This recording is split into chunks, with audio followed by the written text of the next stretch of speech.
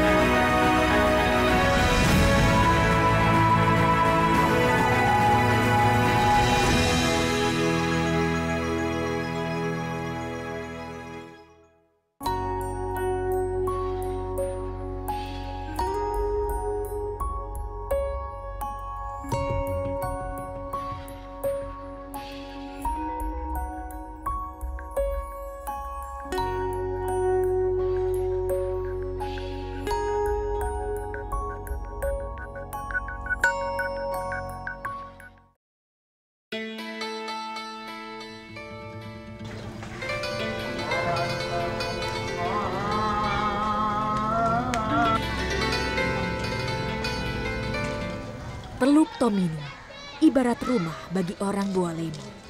Suku Bajo yang menghuni tepian pantai ini sejak ratusan tahun lalu. Hikayat Bajo pun dikisahkan berawal dari Laut Cina Selatan. Versi lain menyebut leluhur mereka berasal dari Johor, Malaysia. Pada abad ke-16 Masehi, suku Sameng yang mendiami semenanjung Malaka diperintahkan sang raja untuk mencari putri yang hilang. Dengan menggunakan perahu, utusan raja mengarungi perairan ke sejumlah tempat hingga Celebes. Banyak di antaranya yang tak kembali dan memilih tinggal di perairan Sulawesi. Penyebaran mereka melalui jalur laut membuat mereka digolongkan sebagai suku laut nomaden atau manusia perahu, xenomedik. Di Bualemo dan sebagian besar wilayah lain, suku Bajo telah tinggal menetap. Mereka telah mendirikan perkampungan bahari, masih mendirikan rumah di atas perairan, serta hidup dalam tatanan kehidupan yang modern.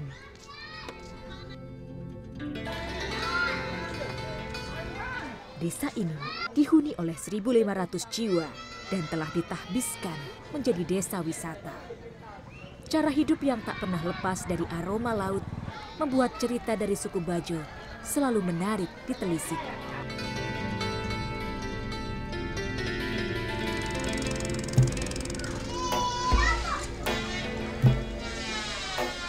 Bang Iskandar, Ya, sudah dari umur berapa tahun Anda melaut seperti ini?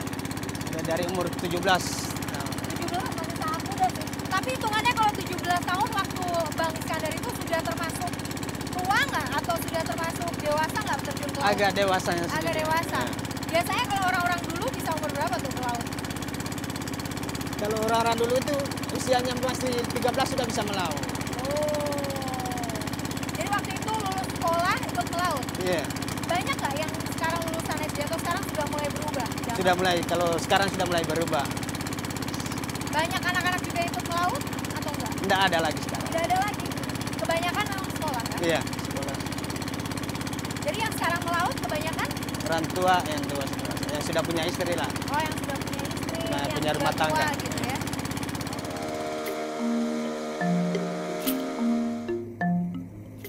Tuna dan cakalang adalah jenis ikan mahal.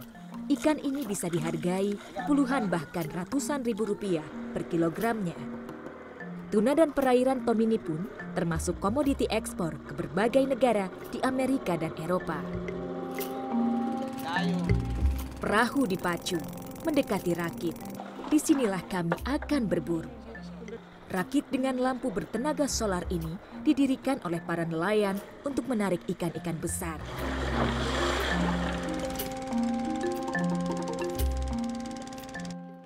Memancing ikan dengan menggunakan metode layang-layang ini sebenarnya susah-susah gampang. kalau pas memang dirakit itu banyak ikan ya cepet dapetnya. Tapi ini kayaknya memang kita harus berusaha lebih ya, karena dari tadi kita sudah coba menerbangkan layang-layang, belum juga ketarik sama ikan. Dan kalau memancing dengan cara seperti ini memang harus banyak persediaan BBM, karena kita biasanya berputar-putar terus ya Bang ya. Putar-putar terus, nggak dapet satu titik.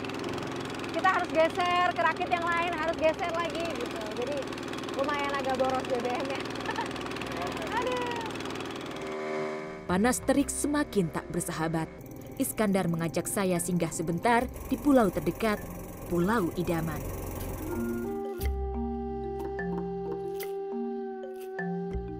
Disitulah banyak nelayan lain melepas penat barang sesaat. Benar adanya, Pulau Idaman atau bernama lain Mohupombada ini memang tak berpenghuni. Namun punya pesona khas. Saat siang maupun petang, kita bisa menikmati migrasi paniki atau kelelawar dari pulau besar ini ke pulau di sebelahnya.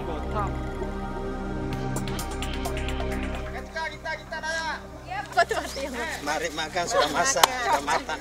Saya lihat dari jauh memang sudah berasap ya.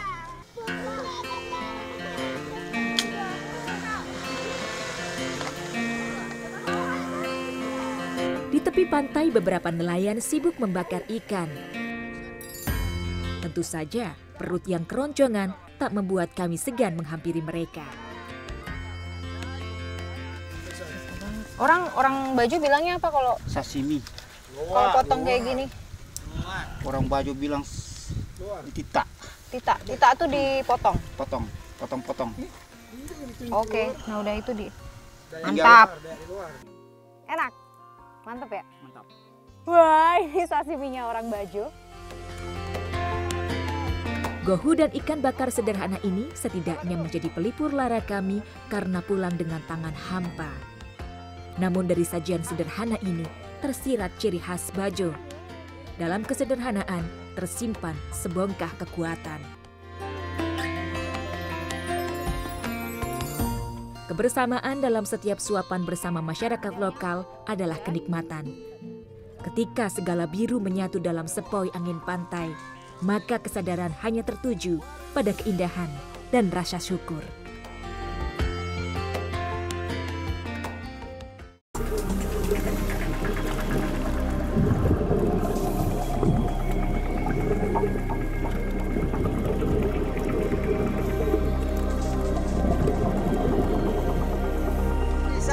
Sedap, makan juga sedap.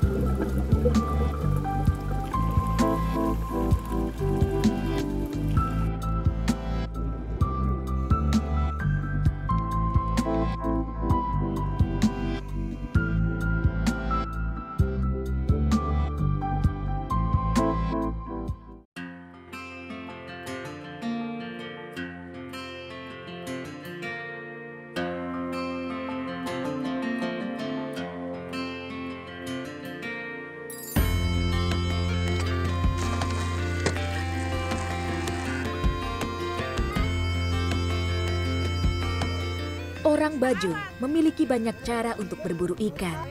Selain memancing dengan layang-layang dan menggunakan jaring, keahlian mereka dalam memanah ikan tak bisa diremehkan. Menghirup aroma laut sejak lahir membuat para lelaki Bajo, baik dewasa maupun anak-anak, memiliki kemampuan memanah ikan di kedalaman laut. Mereka biasa melakukannya baik siang maupun malam hari. Berbekal senjata panah yang biasa mereka sebut sinapa, para nelayan Bajo ini siap menyelami laut.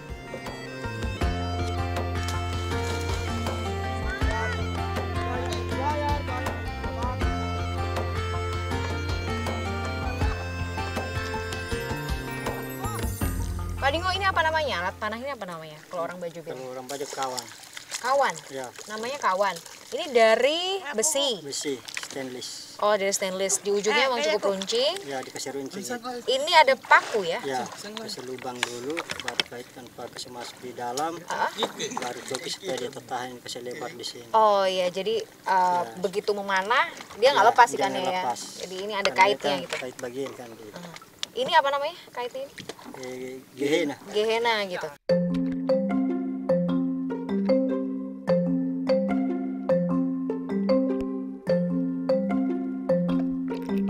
Kekuatan panah ini terletak pada karet ban dalam yang berguna sebagai penarik pelatuk.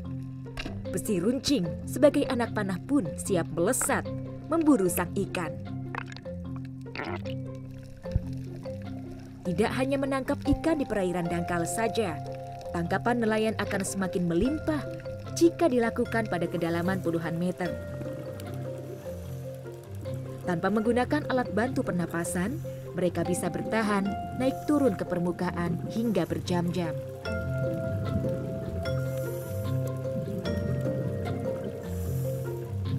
Pak, saya boleh dikasih lihat nggak gimana cara nembaknya? Boleh. Caranya gimana tuh? Caranya pasang dulu, kasih masuk di lubang. Oke.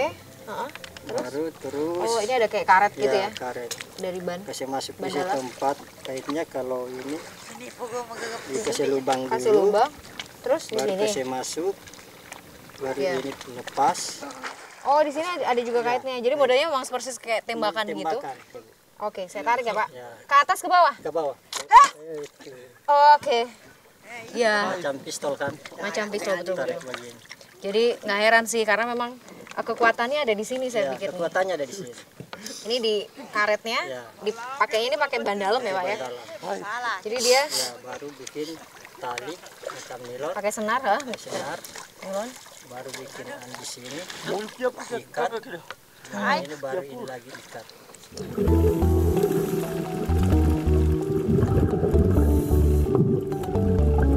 Metode penangkapan dengan panah ini memang dilakukan dalam jarak dekat.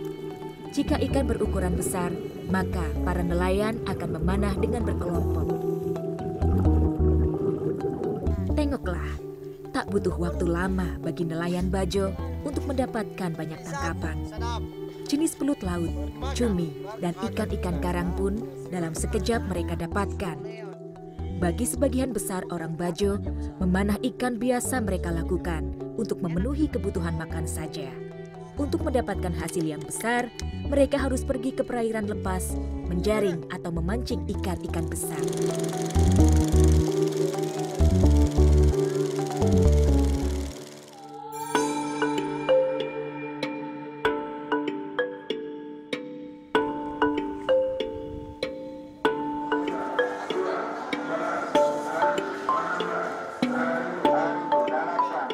Semua tangkapan ikan nelayan Bajo dijual di pelelangan Tilamuta ini. Pelelangan ini telah ada sejak setengah abad silam. Pembeli yang datang pun tak hanya dari Bualemo. Mereka banyak pula yang berasal dari Gorontalo sampai Manado. Dalam sehari, pelelangan berlangsung 2 kali, pagi dan sore hari. Dalam sekali lelang, besarannya berkisar antara 13 hingga 15 juta rupiah. Nilai ini memang tergolong kecil. Sejak pelarangan menangkap ikan dengan kompresor diberlakukan, tangkapan dan transaksi ikan makin merosot.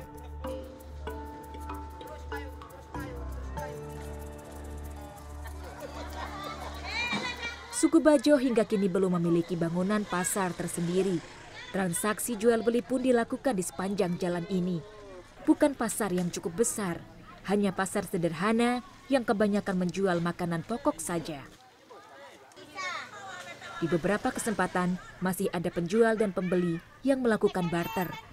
Biasanya ikan akan ditukar dengan sayur atau buah. Transaksi ini masih berlaku, meski kini tak banyak lagi dilakukan. Namanya pasar apa sih, Bang Raldo? Ini pasar Desa Bajo, terus namanya Pasar Selasa. Pasar Selasa, karena Ya. memang adanya cuma hari Selasa. Ya, hari Selasa seminggu sekali. Dan pendek memang ya, kalau tadi kita ukur tuh paling berapa? Ini sekitar meter? 40 meteran. 40 meter, memang seperti ini Ya, panjangnya? seperti ini panjangnya. Oh. Terus kebanyakan pedagang yang ada di sini, penjualnya itu orang Bajonya atau orang luar Bajo sih sebenarnya? sebenarnya pedagangannya ini dari desa lain. Nah, kebetulan di sini kan 12 desa, cuma desa Bajo. Nah, desa Bajo di tempat sasarannya untuk menjual barang-barang dagangan seperti singkong, pisang, rica-rica, bahkan tomat segala macam. Ya, singkong masih menjadi makanan pokok orang Bajo. Meski ekspansi beras telah masuk 3 dekade lalu, namun singkong masih menjadi bekal melaut dan santapan wajib orang Bajo. Di salah satu sudut pasar ini, ada pemandangan lain yang menyita perhatian saya. Di mana ada penjual baju bekas, maka disitulah para perempuan Bajo akan berkerumun.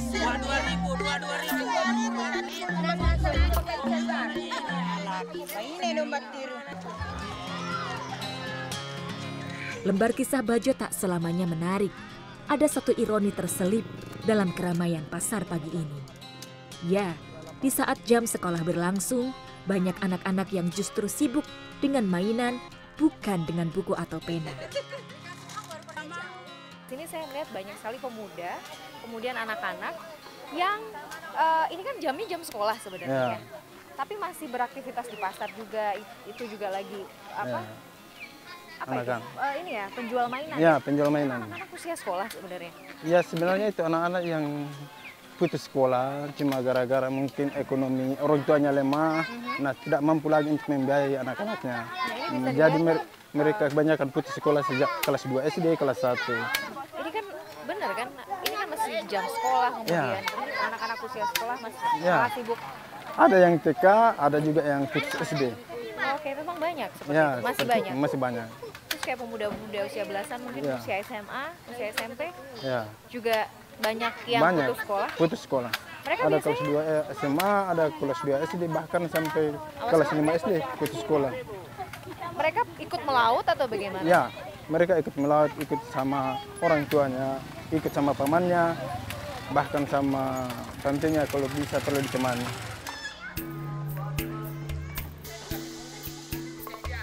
Tampaknya kesadaran akan pentingnya pendidikan masih minim di kalangan orang Bajo. Tak heran, banyak anak-anak Bajo yang berhenti sekolah selepas sekolah dasar atau menengah.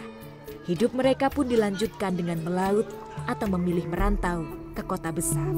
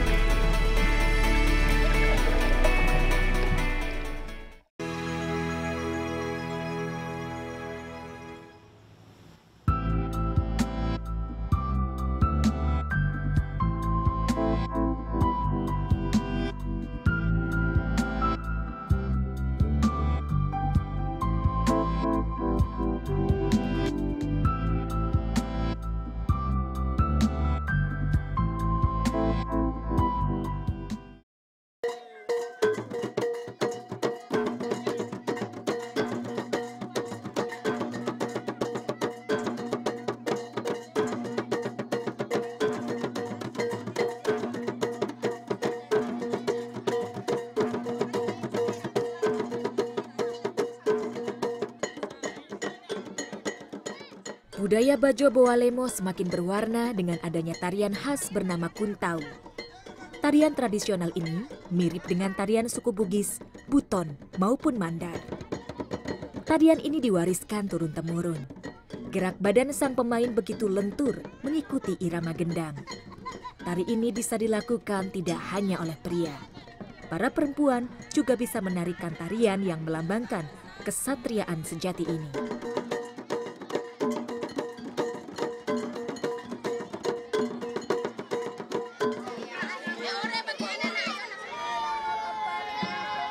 Pesona Bajo juga tergambar dari pulau-pulau kecil tak berpenghuni di sekitar perkampungan suku Bajo. Kabupaten Bowalemo memang memiliki garis pantai yang panjang, yakni 70 km. Kabupaten ini juga mempunyai 23 pulau kecil. Tak heran Bajo Bowalemo turut menawarkan panorama fantastis. Disinilah kami berada, Menempuh perjalanan hanya 10 menit dari Desa Bajo menuju pulau yang indah ini. Ayo Mbak, yang kita sudah sampai. Oke, pulau Iya. apakah ini namanya, Pak? Ini Pulau Lito Biato. Lito Biato. Iya. Kita turun ya. Iya, Sip. mari. Basah-basah sedikit tidak apa-apa. Saya langsung turun. Iya, silakan Mbak. Woi. Mantap. Lito Biato. Lito Biato. Ini satu di antara yang kemarin Bapak sampaikan 7 pulau di Iya. sekitar Kampung Bajo Iya. yang kayaknya punya potensi wisata yang menarik ya Pak ya? Iya, benar. Bisa diceritakan nggak Pak, ini karakternya yang unik apa dibandingkan dengan pulau-pulau yang lain? Jadi begini Mbak, di Desa Bajo ini kan kita masuk teritorial ya, kepulauan yang ada di depan Bajo ini ada 7 pulau.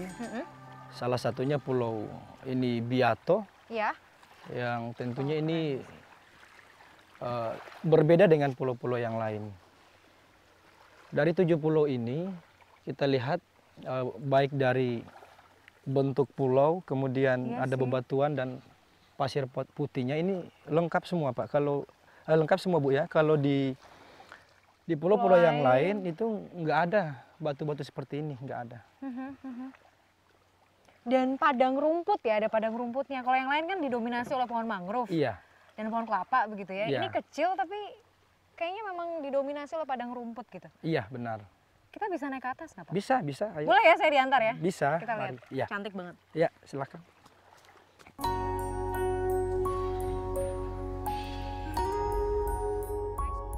Pulau kecil ini memang istimewa. Karakter bukit yang penuh dengan ilalang membuatnya berbeda dengan pulau lain di sekitarnya. Pulau kecil ini pun bisa menjadi surga bagi mereka pemburu keindahan.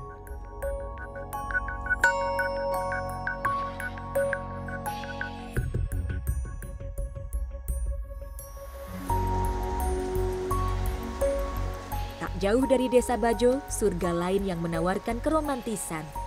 Pulau Cinta, begitulah pulau karang berpasir putih berbentuk hati ini disebut. Resort yang diresmikan awal tahun ini memang telah menjadi magnet pelesir bagi mereka yang berduit.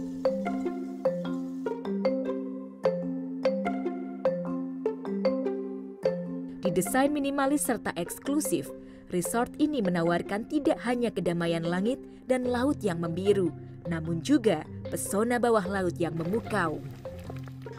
Diving spot itu kita ada beberapa titik di dekat dermaga kita aja ada 2, ada Barracuda Point, ada satu lagi beberapa diving point juga di depan. Nah untuk di bagian belakang sebelah sana ada namanya Salvador Dali City. Jadi ada satu koral di dunia yang hanya exist cuma di Gorontalo. Namanya Salvador Dali Corals. Nah dia itu sebenarnya sponge. Nah, Salvador Dali City itu kenapa kita namakan City Point-nya itu kita namakan City karena emang banyak. Jadi di Pulau Cinta sendiri itu kita punya banyak Salvador Dali itu, koralnya itu. Gitu. Jadi salah satu keistimewaan. Banyak divers kita yang datang dari luar negeri itu emang datang ke sini khusus untuk mencari Salvador Dali City-nya itu. Karena mereka susah untuk nemuin di tempat-tempat lain.